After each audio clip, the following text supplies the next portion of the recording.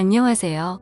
제가 여지껏 살아오면서 평생 처음 겪어보는 상황으로 인해 멘탈도 다 날아가고 정말 많이 힘이 들어서 이렇게 사연을 적게 되었습니다.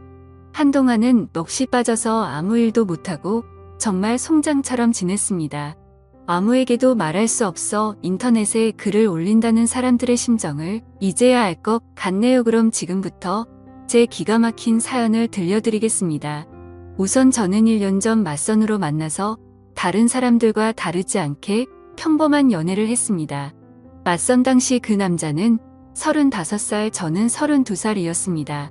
둘 다 홍기가 가득 차 있는 상태에서 이루어진 만남이라 결혼 얘기는 연애 초반부터 자연스레 나오더군요.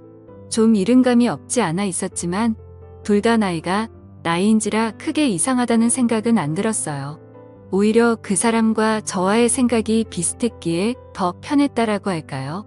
생긴 것도 평범하고 멀끔한 복장의 매너도 좋아서 첫 만남부터 호감을 느끼게 되어서 교제를 시작하게 되었죠. 하지만 젊을 때처럼 불꽃이 튀는 연애를 하지는 않게 되더라고요. 그 남자와 저 둘 다 말수도 없고 성격도 조용한 탓에 재미있는 연애는 아니었지만 그 나름대로의 편안하고 잔잔한 연애를 했습니다. 상대방의 사생활을 존중하며 서로에게 되도록이면 간섭하지 않으려 했습니다. 어떻게 보면 이렇게 말이 많지 않은 게 서로에게 더 좋을 수도 있다고 생각도 많이 했었고, 좋은 취지로 사생활을 존중했던 부분들의 결과가 이런 식으로 나타나리란 걸 그때는 미처 몰랐네요. 그 사람에 대해 더 알아야 했고 눈치채야 했던 것을 못 보고 지나간 제 자신이 정말 한심스러웠습니다. 아무튼 큰 다툼 없이 남들처럼 평범하게 연애를 이어왔었고 어느 날처럼 데이트를 하고 있던 하루였어요. 1년 정도의 연애를 하며 결혼에 대한 구체적인 얘기가 나올 때쯤 그 사람이 결혼 준비 시작하기 전 미리 말하고 싶은 게 있다고 했습니다. 저를 만나기 전에 결혼을 하려고 했던 여자가 한 명 있었는데 그분과는 결혼까지 이어지지 못했다고 하더군요. 왜 헤어졌는지 이유가 무척이나 궁금했고 또 이 사람이 굳이 이야기하지 않고 넘어가도 될 텐데 왜 이런 이야기를 나한테 꺼내나. 그저 양심 고백을 하는 것인가 하는 생각이 들더군요. 나한테 얘기하는 게 양심 고백의 이유 말고 혹시 또 다른 이유가 있는지 물었습니다. 한참을 고민하길래 기다렸습니다. 고민하는 시간에 비해 돌아오는 대답은 짧았습니다. 그분이 자기에 있는 그대로의 모습을 못 받아줬다고, 이해하려고 노력하는 모습도 없이 그냥 헤어졌다고 말을 해주더라고요. 그래서 저한테는 모든 사람이 다 똑같을 순 없지 않느냐며 결혼 후 맞지 않는 부분에 대해서는 서로 잘 맞춰주고 이해해주며 살자고 말하고 싶었답니다. 당연한 얘기를 이렇게 고심 끝에 한다는 게 이상했지만 알겠다고 서로 노력하자고 하며 넘어갔죠. 그렇게 시간이 흘러 무사히 결혼식과 피로연을 마치고 피곤한 몸으로 신혼집으로 왔습니다. 결혼식 끝내고 정신없이 신혼여행을 가는 것보다 차라리 신혼집에서 하루 보내고 다음날 저녁 비행기로 가는 게 더 좋을 듯 해서 결혼 다음날로 여행 일정을 잡았습니다. 대충 정리를 하고 그 남자가 먼저 씻는다고 하면서 씻으러 들어가더군요. 근데 씻으러 들어간 지 오래된 것 같은데 나오질 않아서 문 너머로 물어봤죠. 아직 멀었냐고 물어보니 다 됐다고 하더군요. 그리고 또 10분이 흘렀습니다. 뭘 하길래 이렇게 오래 걸리냐고, 나도 씻고 싶다고 하니 금방 나간다고 하더군요. 그리고 또 20분이 흘렀습니다. 기다리면서 슬슬 화가 나더군요. 지금 들어간 지 1시간 다 된 것 같은데 무슨 일이 있는 거냐고 물었더니 기계적인 목소리로 이제 다 했으니 나간다고 대답해서 저는 얼른 씻고 쉬고 싶다고 말했습니다. 그로부터 또 10분이 지났습니다. 정말 별의별 생각이 다 들었습니다. 혹시 하수구가 막혔나? 제 성격이 조금 급한 부분도 있던 터라 도저히 이해가 가질 않았죠. 하지만 말을 걸면 바로바로 대답을 하기 때문에 어디 미끄러져 다친 건 아닌 거 같고, 아님 신혼 첫날 밤이라고 무슨 이벤트를 준비하는 건가. 애써 화를 누르며 또 기다렸죠. 결국 인내심은 한계에 도달해버렸고 끝끝내 참다 못해서 문을 벌컥 열고 들어가 봤습니다. 그런데 제 눈앞에 펼쳐진 광경에 너무나도 충격을 먹어서 얼음이 되어버리고 말았죠. 그냥 그때 느꼈던 감정을 어떤 말로도 표현할 수가 없을 정도였습니다. 화장실 안으로 들어가 보니까 말로 표현 못할 만큼 이상한 복장을 하고 있었고 한 손에는 어디서 구했는지도 모를 이상한 걸 들고 변기 뚜껑 위에 쪼그리고 앉아 있더라고요.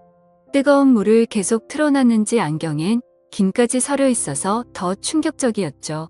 솔직히 처음에는 이 상황이 이해가 되지 않아서 한참을 멍하니 서 있었습니다. 그러다 정신이 들어 소리 지르며 뛰쳐나와 그 길로 곧장 친정집으로 도망갔습니다. 몸이 사시나무처럼 떨리고 돈도 없어서 택시기사님 핸드폰 빌려서 엄마 보고 나와 달라고 했죠. 엄마와 아빠 남동생은 저한테 둘러앉아 도대체 무슨 일이냐고 다그쳤지만 한 시간 동안은 울면서 아무 말도 못했습니다. 시간이 지나고 차츰 마음이 가라앉혀지고서야 일단 나를 보호해주는 가족과 같이 있다고 생각하니 조금 안정이 되더군요. 그때를 다시 생각하고 싶지 않았지만 정말 어렵게 그 상황과 그 얘기를 꺼냈습니다.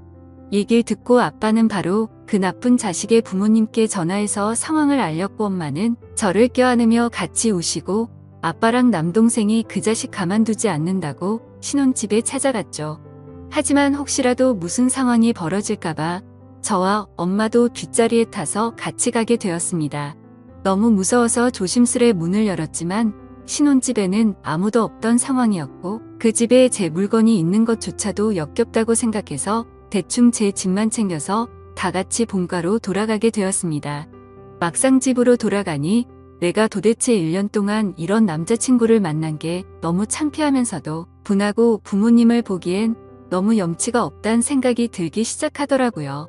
결혼을 하기 전에 연애하면서 서로를 다 안다고 생각을 했었는데 그전에는 그 남자의 본성을 숨기고 있었나 봅니다. 아무것도 눈치채지 못한 제 자신이 정말 너무나도 한심합니다. 그 일이 있고 며칠이 지났는데도 아직 연락도 되지 않고 있고 아무런 조치를 취하지 못했네요. 혼인신고는 안 했지만 결혼식까지 올렸는데 말이죠. 정말 인생이 너무 허무하네요. 아무래도 제 인생에 있어서 결혼은 이루어질 수 없는 꿈만 같은 일인가 봐요.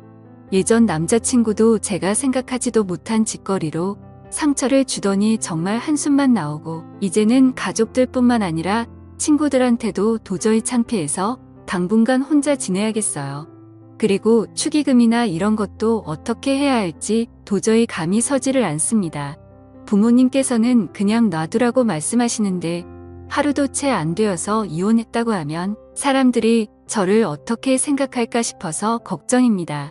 그냥 친척분들은 평생 한번 오신 거라고 생각하고 주변 지인들과 친구 그리고 회사 직장 동료들한테는 축의금을 돌려주는 게 어떨까 생각하고 있습니다. 솔직히 저도 억울하다면 억울하고 제가 피해자니까 이해를 해주지 않을까 하는 생각인데 여러분들 생각은 어떠신가요? 정말 하루하루가 너무 답답하고 한숨만 늘어가고 이 상황을 빨리 잊고 지냈으면 하는 바람이 가장 클 따름입니다. 오늘까진 충격 속에서 송장처럼 보냈지만 내일은 변호사 만나서 법적으로 어떤 조치를 취할 수 있는지 알아보려 합니다. 제 사연을 읽어주셔서 감사드립니다.